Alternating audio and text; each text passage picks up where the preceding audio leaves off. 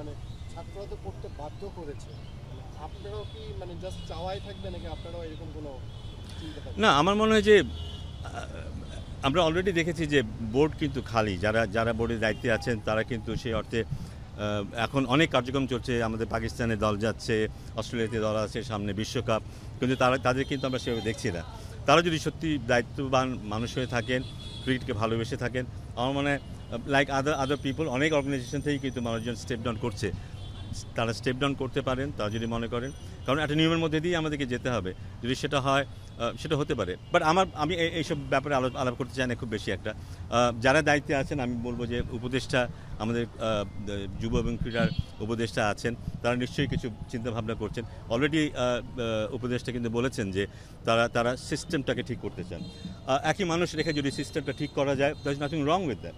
System ঠিক হলেই cricket ভালো থাকবে, সেটা আমি হোক বা আপনি হন বা এখন যারা আছে, ইট ডাজন্ট ম্যাটার। স্যার এক মিনিট, মানে এই যে আপনি কথাগুলো যে বললেন, আপনার দীর্ঘদিন জানার জন্য আমি জানি যে আপনি যে সিস্টেমের কথা বললেন, ঠিক হওয়া বা ভালো হয়, কোনো রিফর্মের কোনো স্ট্রাকচার বা কোনো কি রূপরেখা আপনার মাথায় আছে? মানে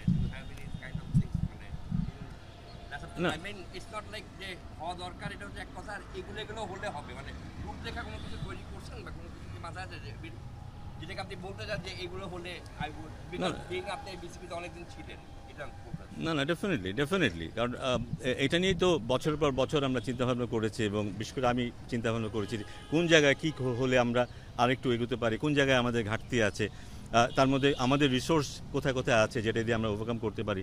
এমন অনেকগুলো এরিয়া তো ডেফিনেটলি আছে। সামনে হয়তো কখনো আমি এটি নিয়ে আলাপও করবো, তাতে হয়তো সবাই পরিষ্কারভাবে বুঝতে পারবে যে কোন জায়গাটায় আমরা পিছিয়ে আছি, অথচ ওই জায়গাটায় পিছিয়ে থাকার আমাদের কোনো কারণ নেই। এরকম অনেকগুলো এরিয়া আছে, ডেফিনেটলি আছে। রূপরেখা দিতে চান আপনি? আমার ইচ্ছা আছে সেরকম একটা দেয়া, তাতে যেটা হবে যে ক্রিকেট সংশ্লিষ্ট যারা আছেন, যারা সিদ্ধান্ত নেবেন, তাদেরও বোধহয় বুঝতে সুবিধা হবে তাদের চিন্তাভাবনাটা কোন দিকে যাওয়া উচিত।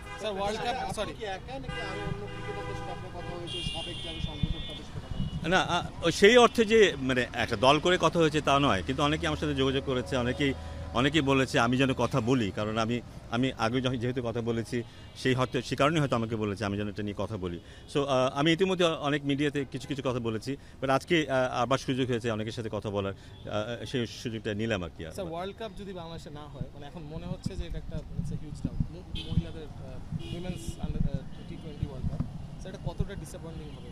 এটা খুব ডিসঅ্যাপয়েন্টিং হবে, এবং আমি মনে করি না যে বাংলাদেশ থেকে মেয়েদের এই ওয়ার্ল্ড কাপটা উঠে যাওয়া উচিত, কারণ এখন যে অবস্থায় বাংলাদেশ আছে এবং সামনের 8-10 দিনের মধ্যে বাংলাদেশ যে জায়গায় যাবে, আমার মনে হয় না কোনো ইস্যুতে, ইনক্লুডিং সিকিউরিটি, কোনো ইস্যুতে কোনো ধরনের আমাদের শর্টকামিং থাকবে।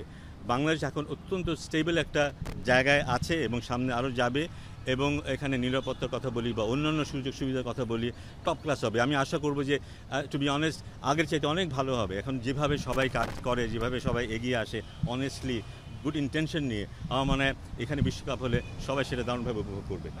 আপনি রিফর্মের কথা বলছেন, এটার কারণে কোন ধরনের আইসিসির নিষেধাজ্ঞার সম্ভাবনাও একটা আছে? না, সেটা তো অবশ্যই মাথায় রাখতে হবে, আমাদের নিয়মের মধ্যে দিয়ে যেতে হবে, but at the same time এটা কিন্তু একটা এক্সট্রাঅর্ডিনারি সিচুয়েশন। আইসিসি এক্সট্রাঅর্ডিনারি সিচুয়েশনের ক্ষেত্রে হয়তো অন্যভাবে ভাবতেও পারে, সেটা নিশ্চয়ই আমাদের ক্রীড়া মন্ত্রণালয় আছে, ক্রিকেট বোর্ড আছে, উপদেষ্টারা আছে, তারা নিশ্চয়ই এটা নিয়ে চিন্তাভাবনা করবেন।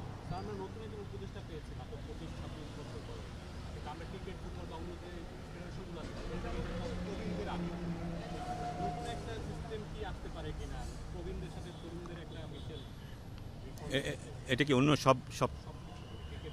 আচ্ছা, না, অবশ্যই ক্রিকেটকে নিয়ে আমরা খুব বেশি আলোচনা করি দেখি, ক্রিকেট সম্পর্কে আমরা জানি, কিন্তু অনেক ফেডারেশন আছে যেখানে যুগ ধরে একই মানুষ বা একই গোষ্ঠী কিন্তু চালিয়ে যাচ্ছে, এবং সেখানে কোনো উন্নতি নেই, কিছু নেই, তারা শুধু এই পটটাই আঁকড়ে ধরে বসে আছে, এবং তাতে সেই এরিয়ার যে ক্ষতিটা হয়েছে গত যুগ ধরে ক্ষতিটা হয়ে আসছে, সেটা কিন্তু মানে সেটা কোনো কিছু দিয়ে মাপা যাবে না আসলে। সো আমার মনে হয় যে সব দিকেই তাকানোর প্রয়োজন আছে, এবং বাংলাদেশে খেলাধুলাটাকে একটা জায়গায় নিয়ে যেতে গেলে কিন্তু এই ধরনের পরিবর্তনগুলি দরকার, সেই ধরনের মানুষদের দরকার যারা যাদের মধ্যে সেন্স অফ রেসপন্সিবিলিটি আছে, যারা চাইবে হ্যাঁ ক্রীড়া ক্ষেত্রে আমরা কিছুটা অবদান রাখি, ছেলে মেয়েদেরকে মাঠে নিয়ে আসি, তাদের জন্য ভালো প্রতিযোগিতা আয়োজন করি, তারা যেন তাদেরকে এক্সপ্রেস করতে পারে, সেই সুযোগগুলি তৈরি করে দিই। এই ধরনের মানুষ খুব প্রয়োজন। এরকম কোনো বসার যদি পরিস্থিতি হয় যে আপনাকেও ডাকা হলো বা মানে would like to go and sit with them, মানে যখন বিকজ এরাই বলছে যে আমরা সবার সাথে বসেই কোনো ডিসিশন নিব, সো না অবশ্যই ওখানে যদি ইনপুট দেওয়ার সুযোগ থাকে অবশ্যই অবশ্যই সেখানে অংশগ্রহণ করব। আমার মনে হয় যে শুধু আমার কথা বললেই হবে না, যারা যারা যারা যারা যারা এইসব বিষয়ে অবগত আছেন, যাদের যাদের ধারণা আছে, তাদের কাছ থেকে বোধহয় আইডিয়া নেওয়া দরকার যে কারেন্ট অবস্থানটা কী বা কী হতে পারে। এই আইডিয়া নিলে তাদের পক্ষে ডিসিশন নেওয়াটা খুব সহজ হয়।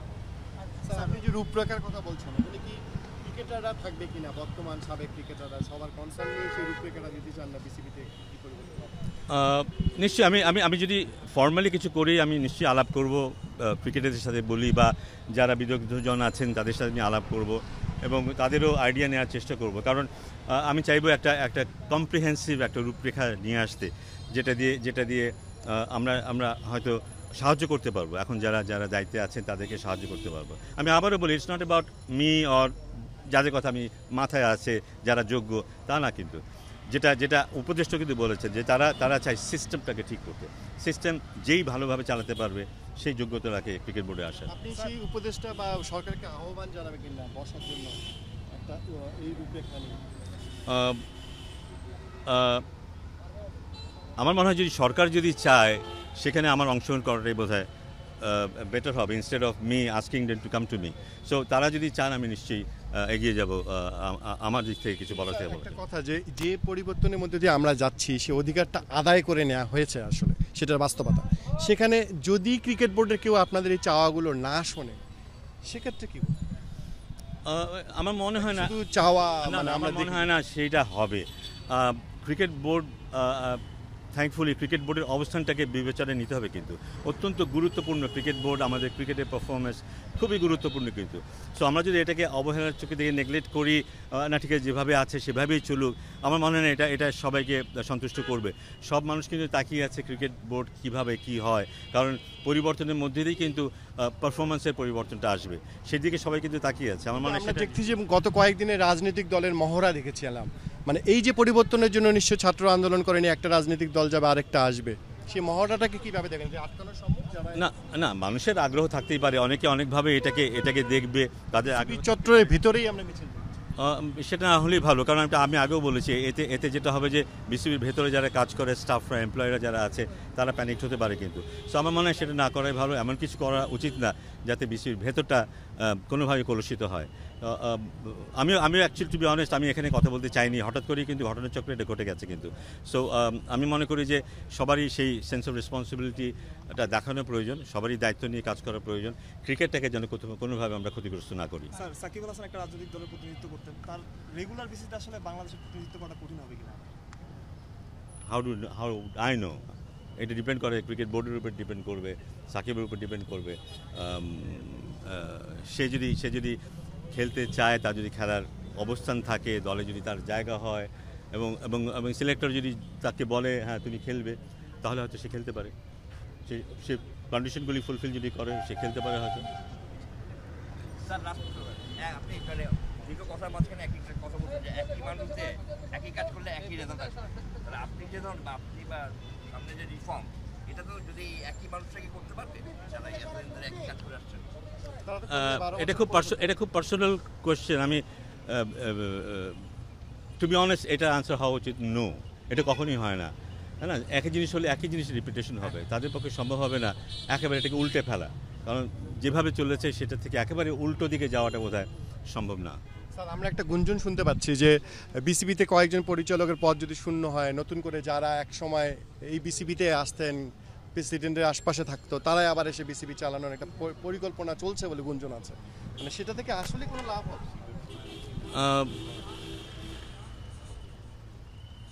I am not to decide যে আসলে কি আসলে লাভ হবে না, কারণ যারা যারা যারা দায়িত্বে আছেন এখন, আমার মনে হয় না তাদেরকে আমি একটাও ভুল করতে দেখেছি কোনো জায়গায়, তারা একটাও ভুল করেনি, তারা প্রত্যেকটা ডিসিশন খুব ভালোভাবে জেনে শুনে বুঝে নিয়েছে কিন্তু। কারণ একটা ডিসিশন নিয়ে ফেললে কিন্তু এটা হঠাৎ করে পরিবর্তন হবে না কিন্তু।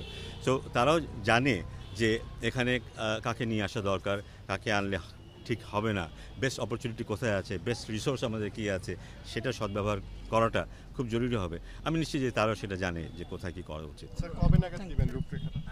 আমি দেখি আমি অ্যাজ সুন অ্যাজ পসিবল আমি জানাবো। Thank you sir.